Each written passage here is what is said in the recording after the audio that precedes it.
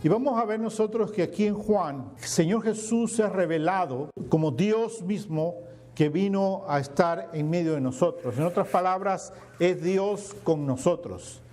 En Mateo, capítulo 1, versículo 23, la Escritura nos dice que el nombre de nuestro Señor es Emmanuel, que traducido es Dios con nosotros. Amén.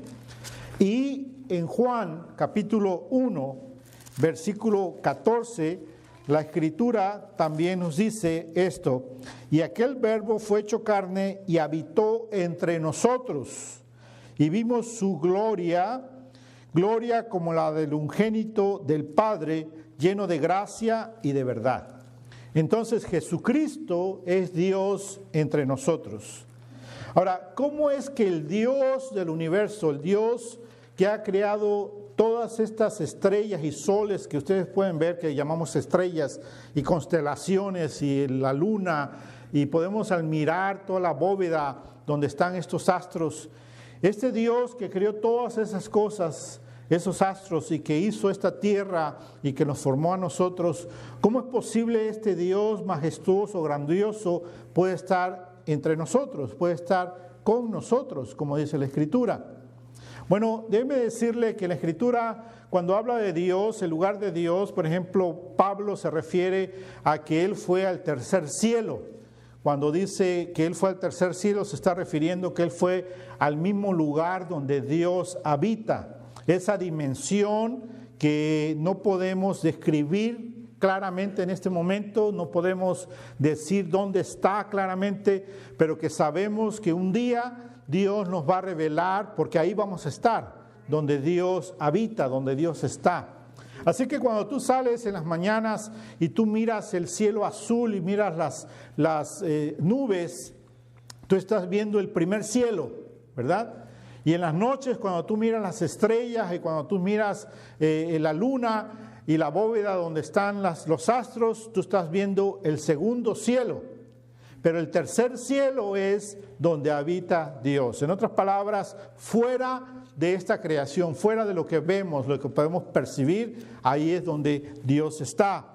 Bueno, la gloria de Dios, la misma presencia de Dios vino a manifestarse en medio de nosotros. Así que vamos a ver en primer lugar que la gloria de Dios habita con su pueblo. Vemos nosotros que en Primera de Reyes, capítulo 8, hay una descripción, hay una pregunta que hace el rey Salomón acerca de que si es posible que Dios more sobre la tierra.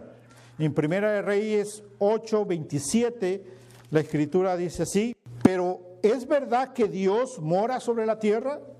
He aquí que los cielos de los cielos no pueden contener, cuanto menos esta casa que yo he edificado. Hace la pregunta el rey Salomón cuando él construye el templo. Y entonces, ¿cómo es posible que la gloria de Dios more en esta casa? ¿Cómo es posible que ese Dios infinito, majestuoso, pueda venir y habitar en este templo, pueda venir y estar en medio de nosotros? Es la pregunta que él se está haciendo una vez más, una vez que él está dedicando el templo a Dios. Pero él sabe que no es la presencia de Dios, podemos decir, para entenderlo de una manera completa, sino que es la gloria de Dios manifestándose en el templo. La unción, la gloria, la presencia de Dios se manifiesta entonces en el templo. La gloria de Dios estaba en el principio en el tabernáculo. En Éxodo capítulo 40, versículo 34, Éxodo 40, versículo 34 al 38, encontramos en la Escritura que dice así, de esta manera: entonces una nube cubrió el tabernáculo de reunión y la gloria de Jehová llenó el tabernáculo, y no podía Moisés entrar en el tabernáculo de reunión porque la nube estaba sobre de él y la gloria de Jehová lo llenaba. Y cuando la nube se alzaba del tabernáculo, los hijos de Israel se movían en todas sus jornadas, pero si la nube no se alzaba, no se movía hasta el día en que ella se alzaba, porque la nube de Jehová estaba de día sobre el tabernáculo y el fuego estaba de noche sobre él, a vista de toda la casa de Israel en todas sus jornadas. ¿Y qué está hablando aquí? Está hablando de la misma presencia de Dios en medio de su pueblo. El tabernáculo era edificado, puesto en medio del campamento del pueblo de Israel. Todas las tribus estaban alrededor del tabernáculo y entonces ellos podían ver la presencia de la gloria de Dios sobre el tabernáculo, y como dice en la Escritura, en las mañanas como una nube que los cubría, los protegía del intenso sol, y en las noches los alumbraba con una columna de fuego. Pero eso era la presencia de Dios en el tabernáculo, era la gloria del Señor manifestada en ese lugar. Ahora vemos en Primera de Reyes, volvamos a Primera de Reyes, capítulo 8, versículo 10 y 11. Ahí vemos entonces la gloria de Dios en el templo. Una vez que Salomón construye el templo, entonces viene la gloria de Dios y se manifiesta entonces ahora ya no en el tabernáculo, ¿verdad?, sino ahora en este templo construido por el rey Salomón. En el versículo 10 y 11 dice: y cuando los sacerdotes salieron del santuario, la nube llenó la casa de Jehová, y los sacerdotes no pudieron permanecer para ministrar por causa de la nube, porque la gloria de Jehová había llenado la casa de Jehová. Entonces Dios estaba con su pueblo. Cuando Dios sacó al pueblo de Israel, el pueblo judío de Egipto, Él estaba con ellos, los acompañó, ¿verdad? Y les dio la instrucción a Moisés cómo debía de construir el tabernáculo, qué es lo que se debía de hacer ahí. Y entonces Él llegaba y visitaba ese lugar, llenaba ese lugar de su presencia, y el pueblo de Dios alrededor del tabernáculo podía reconocer que Dios mismo estaba ahí, que la presencia de Dios estaba en medio de ellos. Amén. Pero entonces ahora, tiempo después, vemos al rey Salomón, que es al que se le permite, a David no se le permitió construir el templo, pero fue al rey Salomón que se le permite construir el templo, y cuando dedica el templo, él se hace la pregunta: ¿será posible que Dios pueda habitar aquí? El Dios de los cielos, el Dios grandísimo, majestuoso, ¿va a poder habitar aquí? Bueno, la Escritura dice que cuando los sacerdotes salieron del santuario, la nube llenó la casa de Jehová, y los sacerdotes no pudieron permanecer para ministrar por causa de la nube, porque la gloria de Jehová había llenado la casa de Jehová. Y el templo había sido construido en Jerusalén, y entonces una vez más Dios estaba en medio de su pueblo, manifestándose con poder, diciendo: Dios con nosotros. Amén. Entonces vemos nosotros esta gran bendición del pueblo de Dios, un privilegio que ningún otro pueblo había tenido. Solamente Israel es el único que ha tenido esa bendición de ser el pueblo de Dios y que Dios habite en medio de ellos, ¿verdad?, en el Antiguo Testamento. Ahora vemos que la gloria de Dios entonces abandonó a su pueblo.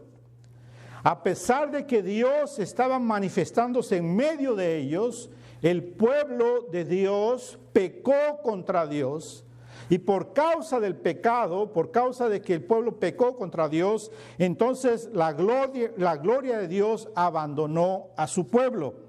Vemos nosotros, vayamos a Ezequiel, el libro de Ezequiel, y en el libro de Ezequiel vayamos al capítulo 9, versículo 3, y veamos cómo Ezequiel, el profeta, está hablando de cómo Dios abandona al pueblo, se retira de en medio. Y primero dice la Escritura que se retira de en medio de Jerusalén. De otra palabra, de la ciudad se retira.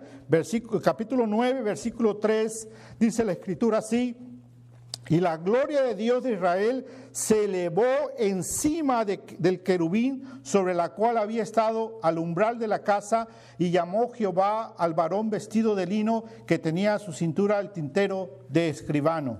Y vemos en el versículo 10 de ese mismo capítulo, dice: Así pues haré yo, mi ojo no perdonará, ni tendré misericordia, haré recaer el camino de ellos sobre sus propias cabezas. Y entonces tendremos que leer todo el pasaje, todos los pasajes que vemos aquí, pero lo que está pasando es que por causa del pecado del pueblo, Dios entonces abandona su presencia, abandona a la ciudad de Jerusalén y se retira de ella. Pero vemos también que Dios abandona el templo. En Ezequiel capítulo 11, versículos 22 y 23, la Escritura dice: después alzaron los querubines sus alas y las ruedas en pos de ellos, y la gloria de Dios de Israel estaba sobre de ellos, y la gloria de Jehová se elevó de en medio de la ciudad y se puso sobre el monte que está al oriente de la ciudad. Y entonces vemos nosotros que la gloria abandona también la ciudad y abandona también el templo. En estas Escrituras, si leemos todos los pasajes, podemos discernir desde el capítulo 8, podemos ver nosotros que describe la abominación de Jerusalén y cómo el pueblo había pecado contra Dios, y entonces Dios se va abandonando primero a la ciudad, después al templo. En el capítulo 10 vemos que Dios abandona el templo, ¿verdad? Y entonces ustedes pueden estudiarlo, pueden leerlo para analizarlo, cómo es que el Señor se retira de en medio de su pueblo. Amén. Entonces, ¿qué es lo que vemos nosotros aquí? Vemos que Dios, que habitaba en medio de su pueblo, por causa del pecado de su pueblo que no se arrepentía, entonces la gloria misma de Dios se retira. La presencia de Dios se retira de su pueblo. Ahora, el pueblo de Israel cayó en apostasía, cayó en pecado, y fue tal su pecado que Dios entonces lo abandona completamente, y durante 400 años Dios no habla más a su pueblo. El último profeta es Malaquías, y después de Malaquías, Señor no vuelve a hablar a través de profetas. ¿Hasta cuándo? Hasta cuando viene Juan el Bautista. Y Juan el Bautista es considerado un profeta del Antiguo Testamento. Lo encontramos en el Nuevo Testamento, pero sin embargo Juan el Bautista es un profeta del Antiguo Testamento, del viejo pacto, ¿sí? Entonces, Malaquías fue el último profeta que habló el Señor. De ahí pasaron 400 años y el Señor manda un profeta más, que es Juan el Bautista, a hablar nuevamente a su pueblo. ¿Y qué era lo que Juan el Bautista le decía a su pueblo? Que se arrepintieran, que hicieran votos dignos de arrepentimiento, ¿verdad? ¿Por qué? Porque el reino de Dios se había acercado, y que vinieran para ser bautizados en el Jordán, en el bautismo de arrepentimiento. Ahí el profeta le está hablando al pueblo de Israel directamente, que el pueblo de Israel se arrepienta y venga entonces a reconciliarse, venga a la comunión con Dios, para que entonces Dios vuelva a ser su Dios y la bendición de Dios esté en ellos. Amén. Pero ¿qué era lo que Juan el Bautista estaba haciendo? Según Isaías 43. Según Isaías 43, Juan el Bautista estaba preparando el camino. Como en otras palabras, nosotros hoy cuando el presidente o algún dignatario va a visitar un lugar, lo que se hace es que se pone la carpeta roja, ¿verdad? Para que la carpeta roja sea por donde camina esa persona recibiéndolo, ya sea una ciudad, ya sea un estado, está recibiendo a esa persona, a ese dignatario, y le está dando ese honor de recibirlo. Bueno, Juan el Bautista lo que está haciendo es preparando el camino, tendiendo esa alfombra roja. ¿Para qué? Para que el Mesías venga nuevamente a su pueblo. Y eso es lo que está anunciando Juan el Bautista. Y vemos entonces nosotros que algo sorprendente sucede, algo maravilloso acontece. ¿Y cuál es eso? Que la gloria de Dios viene a su pueblo una vez más. Entonces, regresando a Juan, el Evangelio de Juan, lo que nosotros vemos es de que Juan, el apóstol Juan, está describiendo cómo esa gloria de Dios que había abandonado a su pueblo regresa una vez más a habitar entre su pueblo. Y es ahora que viene en la persona del Señor Jesucristo. Es en Jesús mismo, ya no en una nube de gloria, ya no en una nube para llenar un tabernáculo, ya no en una nube para llenar un templo construido por hombres, por manos humanas, sino ahora viene en la persona de nuestro Señor Jesucristo, la presencia misma de Dios entre nosotros. Y es por eso que entonces vemos que en Mateo 1:23 dice que el nombre de nuestro Señor es Emmanuel, Dios con nosotros. Amén. Entonces, la gloria de Dios es la persona de su Hijo Jesucristo. Veamos en Lucas, vayamos a Lucas capítulo 2, versículo 8 al 20, la Escritura dice así: había pastores en la misma región que velaban y guardaban las vigilias de la noche sobre su rebaño, y aquí se les presentó un ángel del Señor, y la gloria del Señor los rodeó de resplandor, y tuvieron gran temor. Porque el ángel les dijo: no temáis, porque aquí os doy nuevas de gran gozo, que será para todo el pueblo, que os ha nacido hoy en la ciudad de David un Salvador, que es Cristo el Señor. Esto os servirá de señal: hallaréis al niño envuelto en pañales, acostado en un pesebre. Y repentinamente apareció con el ángel una multitud de las huestes celestiales que alababan a Dios y decían: gloria a Dios en las alturas, y en la tierra paz, buena voluntad para con los hombres. Sucedió que cuando los ángeles se fueron de ellos al cielo, los pastores se dijeron unos a otros: pasemos pues hasta Belén y veamos esto que ha sucedido y que el Señor nos ha manifestado.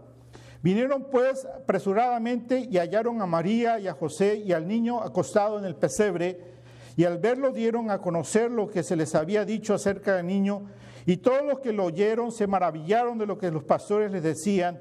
Pero María guardaba todas estas cosas meditando en su corazón, y volvieron los pastores glorificando y alabando a Dios por todas las cosas que habían oído y visto como se les había dicho. Entonces, la misma presencia de Dios estaba entre su pueblo de regreso, pero ahora en la persona de nuestro Señor Jesucristo. En Juan capítulo 1, Juan el apóstol presenta a nuestro Señor Jesucristo como el Verbo, como la palabra de Dios, la manifestación de Dios mismo en medio de nosotros. Y entonces en el capítulo 1, versículo 14 dice: y aquel Verbo, aquella palabra, fue hecho carne y habitó entre nosotros, y vimos su gloria como la del unigénito del Padre, lleno de gracia y de verdad. Entonces Él habitó entre nosotros, dice la Escritura. Ahora, ¿a qué vino el Señor Jesucristo? Él no solo vino a cumplir las profecías del Antiguo Testamento, sino también a cumplir los tipos que vamos a ver ahora en la Escritura. En primer lugar, dice la Escritura en Juan 1:29, dice: el siguiente día vio Juan a Jesús que venía a él y dijo: he aquí el Cordero de Dios que quita el pecado del mundo. Entonces Jesús vino a cumplir el tipo que aparece en el Antiguo Testamento del Cordero que tenía que ser sacrificado para perdón de los pecados. Vayamos a Génesis capítulo 22, para que de esta manera lo leamos más claramente. En Génesis capítulo 22, vemos nosotros a Abraham que recibe la orden de parte de Dios que sacrifique a Isaac. Y entonces le dice a su hijo que tienen que ir a adorar a Dios. Y dice el versículo 1: aconteció después de estas cosas que probó Dios a Abraham y le dijo a Abraham, y él respondió: heme aquí. Y dijo: toma ahora tu hijo, tu único Isaac, a quien amas, y vete a tierra de Moriah, y ofrécelo allí en holocausto sobre uno de los montes que yo te diré. Y Abraham se levantó muy de mañana y enarboló su asno y tomó consigo 2 siervos suyos y a Isaac su hijo, cortó la leña para el holocausto y se levantó y fue al lugar que Dios le dijo. Al tercer día alzó Abraham sus ojos y vio el lugar de lejos. Entonces dijo Abraham a sus siervos: esperad aquí con el asno, y yo y el muchacho iremos hasta allí y adoraremos y volveremos a vosotros. Versículo 6, y tomó Abraham la leña del holocausto y la puso sobre Isaac su hijo, y él tomó en su mano el fuego y el cuchillo, y fueron ambos juntos. Algo muy interesante. Fíjense bien, puso la leña sobre su hijo. Quiere decir que su hijo era entonces ya un teenager, ¿verdad? Era un joven que podía cargar la leña. Era un joven que ya no era un niño. En otras palabras, no era un niño. Hoy, por ejemplo, a un niño le podemos decir haz esto, haz aquello, pero tú tratas de decirle algo a tu teenager y tu teenager te dice no, ¿verdad? ¿Por qué? Porque tiene voluntad. Y por supuesto, en el tiempo en que vivimos ha querido malas costumbres. Pero entendemos que Isaac fue obediente, toma la leña, la carga y sigue a su padre en silencio. ¿Cómo? Como el Señor Jesucristo fue en silencio a la cruz del Calvario. Entonces Isaac es un tipo de Jesús en el Antiguo Testamento. Y Jesucristo fue quien cumplió ese sacrificio que Isaac estaba modelando aquí en el capítulo 22 de Génesis. Y dice el versículo 7, entonces habló Isaac a Abraham su padre y dijo: Padre. Y él respondiendo dijo: heme aquí mi hijo. Y él le dijo: he aquí el fuego y la leña, mas ¿dónde está el cordero para el holocausto? Y respondiendo Abraham: Dios proveerá del cordero para el holocausto, hijo mío. E iban juntos. Y entonces el resto de la historia vemos que preparan el altar, ponen la leña. Abraham ata a su hijo, lo acuesta sobre la leña para ofrecer el sacrificio, toma el cuchillo y cuando va entonces a sacrificar a su hijo, escucha una voz que es la voz de Dios, ¿verdad? Y entonces es Dios deteniendo a Abraham de que no lleve a cabo lo que iba a hacer, a sacrificar a su hijo Isaac. Y es Dios mismo entonces el que provee, ¿verdad? Dice versículo 12, y dijo: no extiendas tu mano sobre el muchacho, ni le hagas nada, porque yo conozco que temes a Dios, porque cuanto no me rehusaste a tu hijo, tu único. Entonces alzó Abraham sus ojos y miró, y he aquí a sus espaldas un carnero trabado en un zarzal por sus cuernos, y fue Abraham y tomó el carnero y lo ofreció en holocausto en lugar de su hijo. En Génesis nosotros vemos que Isaac es una pregunta: ¿dónde está el cordero? Y la respuesta está en Juan 1:29. He aquí el cordero de Dios, que quita el pecado del mundo. La pregunta se hace en Génesis 22 y la respuesta la encontramos en Juan, el Evangelio de Juan, capítulo 1, versículo 29. Entonces nuestro Señor Jesucristo vino a cumplir lo que en el Antiguo Testamento se había anunciado. Y vino entonces a ser el cordero que iba a ser sacrificado por nuestros pecados. Amén. En segundo lugar, vemos que Él es la escalera al cielo. En Juan, capítulo 1, versículo 51, dice la Escritura: de cierto os digo, de aquí adelante veréis el cielo abierto y a los ángeles de Dios que suben y descienden sobre el Hijo de Dios. Quiere decir que Él es entonces la escalera al cielo.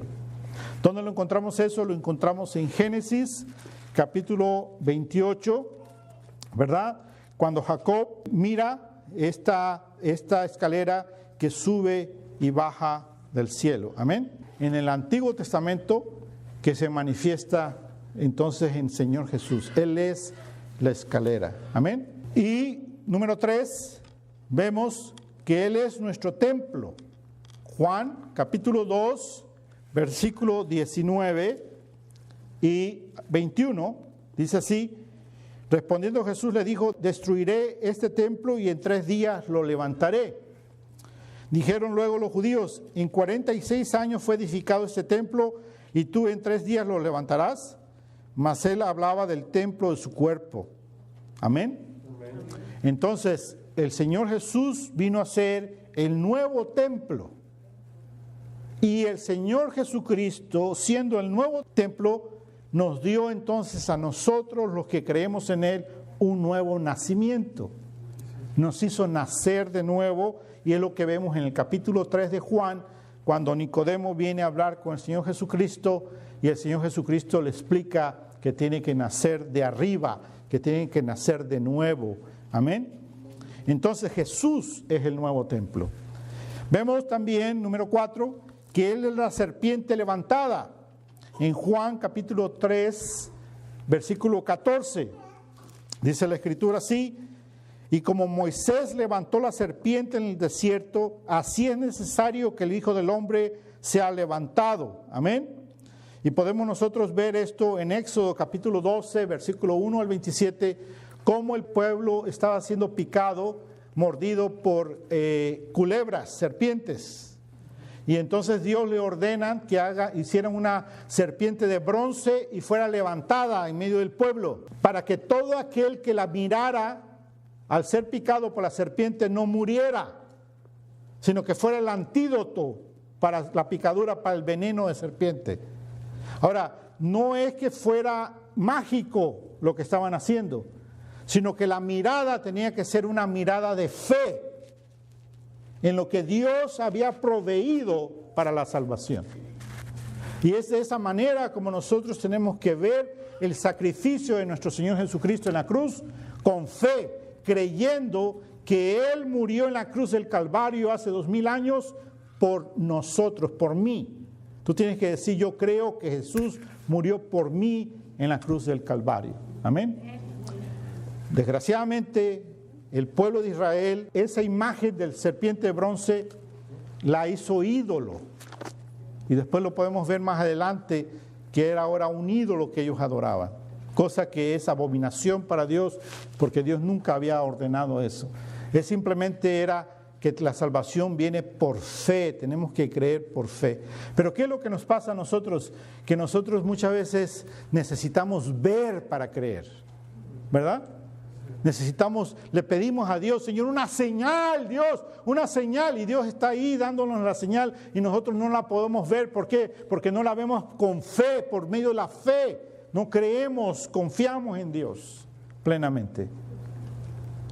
Pero tenemos que entender que es poniendo nuestra mirada en Jesús por fe, creyendo, mirando hacia atrás, lo que Él hizo 2000 años en la cruz, mirando, poniendo nuestra fe en ese sacrificio del Señor Jesús, es que nosotros tenemos la salvación en Cristo Jesús. Amén. Número 5, Él es el pan de vida que vino del cielo.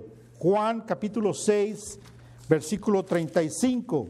Dice: Jesús le dijo: yo soy el pan de vida, el que a mí viene nunca tendrá hambre, y el que en mí cree no tendrá sed jamás. ¿Dónde podemos ver pan de vida en el Antiguo Testamento? Vemos en Éxodo, el Señor Jesús se manifiesta en el pan, en el maná, que proveía alimento al pueblo de Israel, lo sustentaba en medio del desierto.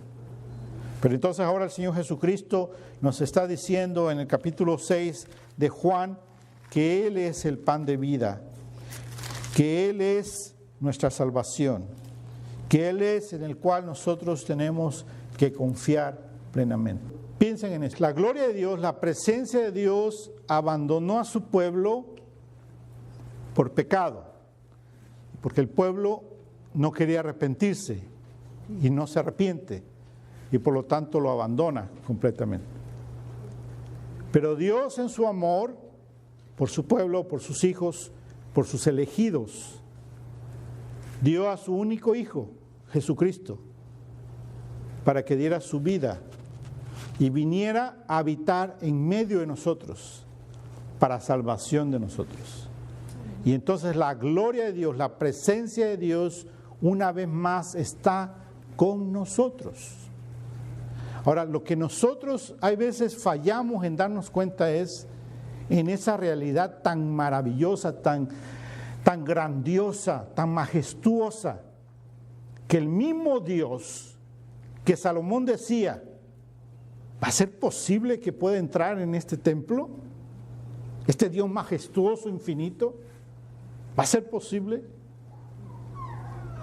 Ese Dios majestuoso que ha creado todas las cosas, ahora está en medio de nosotros de nuevo.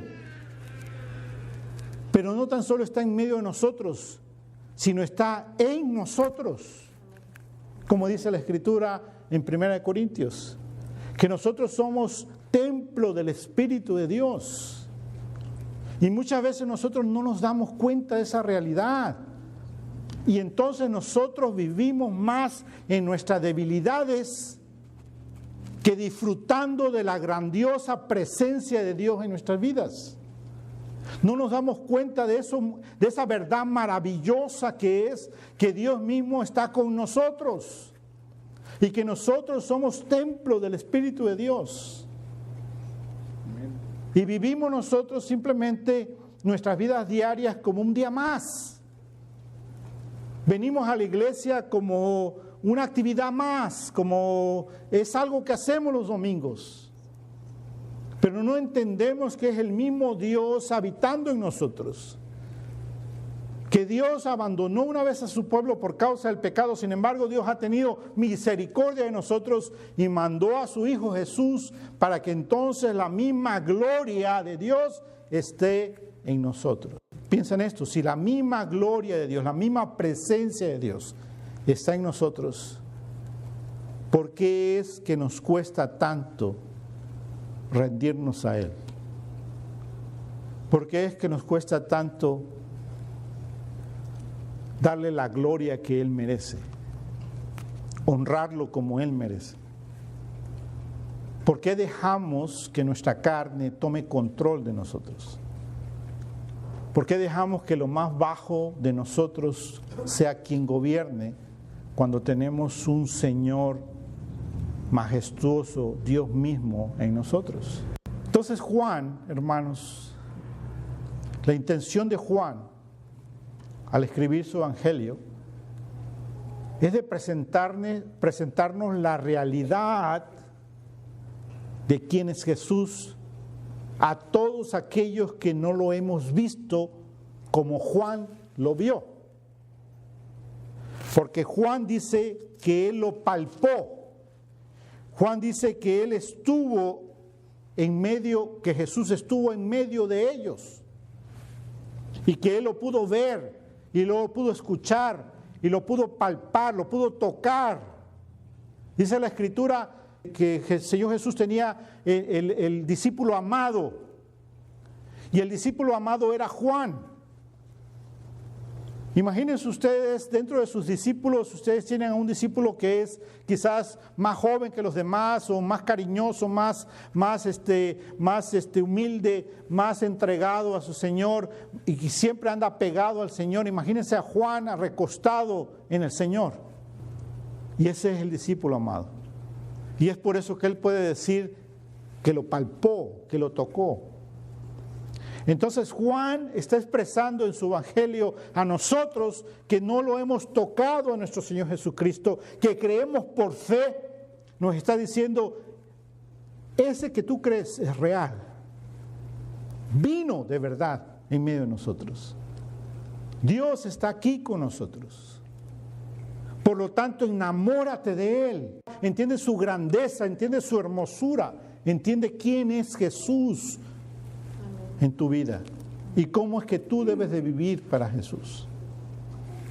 Él es el Cordero de Dios que quita el pecado. Él es la escalera al cielo, quien te permite subir a la misma presencia de Dios y llegar al trono mismo de Dios. Solamente porque Él es quien te da ese acceso a la presencia de Dios.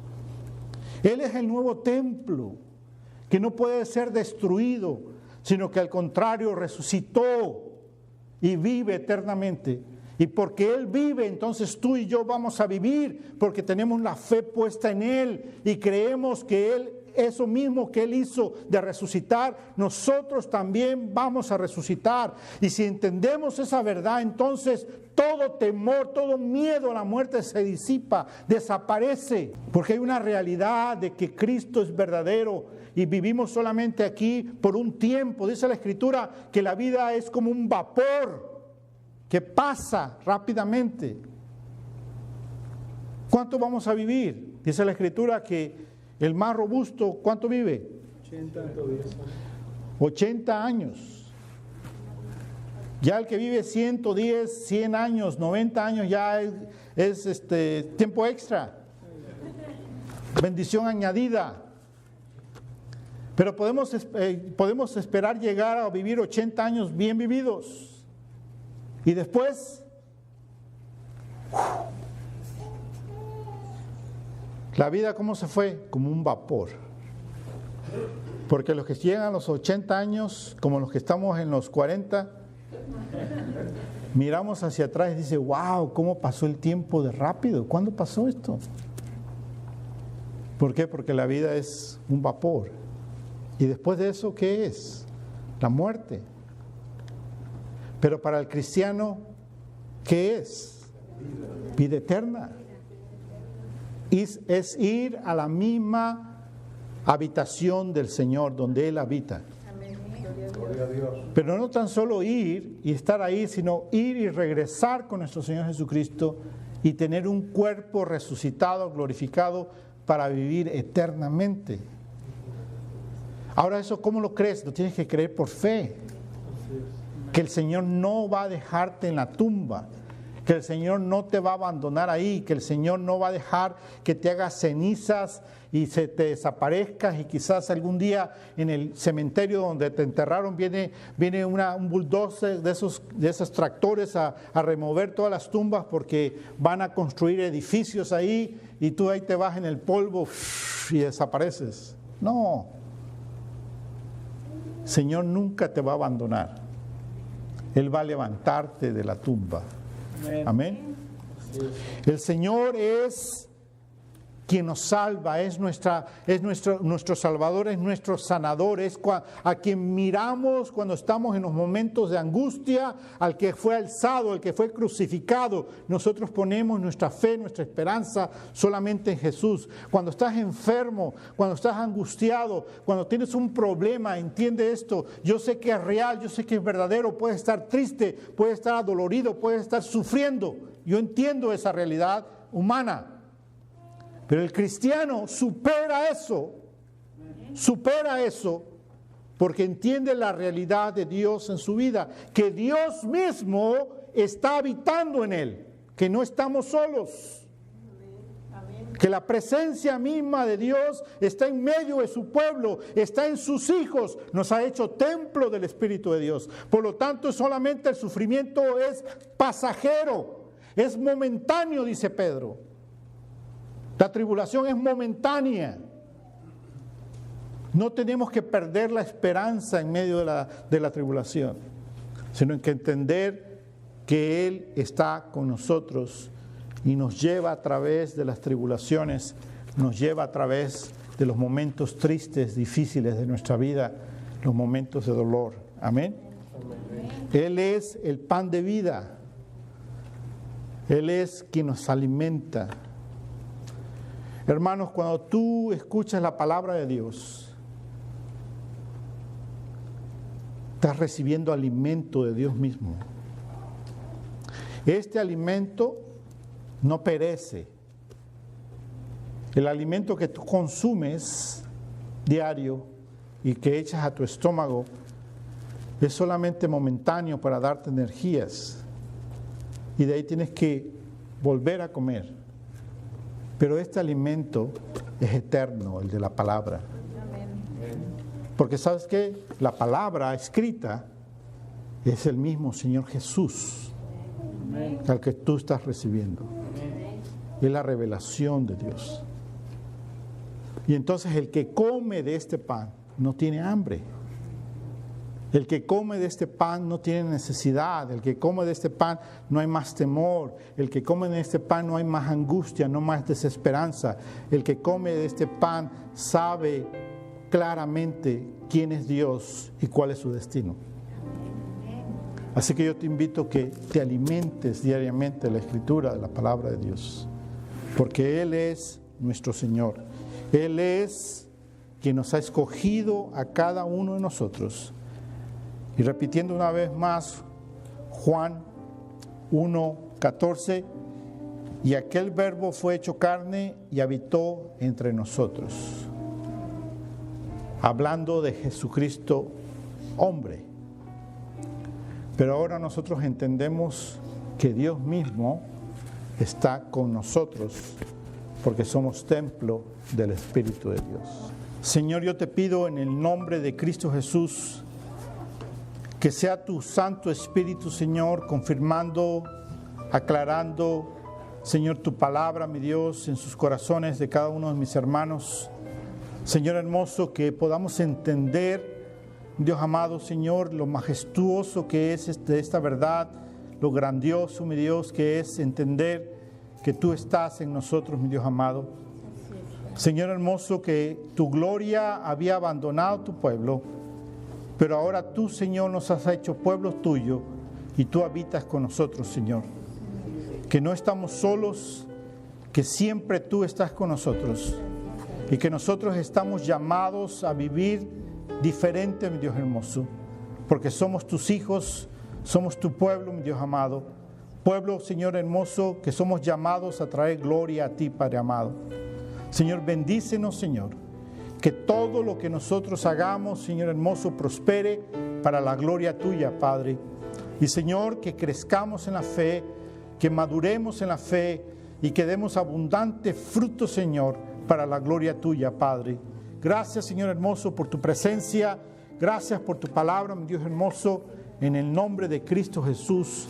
Amén, Señor.